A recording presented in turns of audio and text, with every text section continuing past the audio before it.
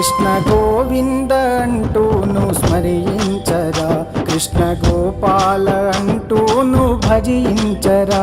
కృష్ణ గోవింద అంటూను స్మరించరా, కృష్ణ గోపాల అంటూను భజించరా. పనులు సాగిస్తూనే నామం జపించరా, నామం జపిస్తూనే పనులు సాగించరా. కృష్ణ గోవింద గోపాల గుంతెత్తరా, కృష్ణ గోవింద కృష్ణ గోపాల. కృష్ణ గోవింద కృష్ణ గోపాల.